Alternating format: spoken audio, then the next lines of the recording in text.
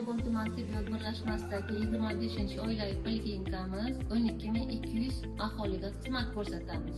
6 ta umumiy amaliyot shifokori, akusher-ginekolog, o'zimiz vrachimiz borlar, 21 ta hamshiramiz bor, kichik tibbiy xodimlarimiz bor. 37 yillardan ana shu yerga ishlayman bir joyda.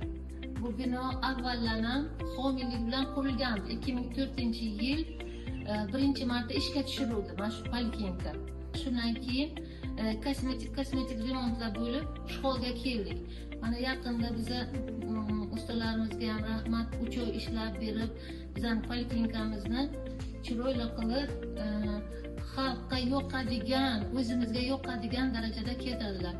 Juda yiqilgan binolarimiz bir vayrona holga kelib qolgan edi. Hozir mana ko'rib turganingizdek hamma xonalarimizga sanitar me'yorlarga xos xonalar bo'ldi ular. Mana shu qurilish bo'lgandan keyin hammasi ham jihozlarni, hamma оборудование kiritildi, даже rentgen apparatimizgacha berdilar ular aholiga qulay bo'lsin.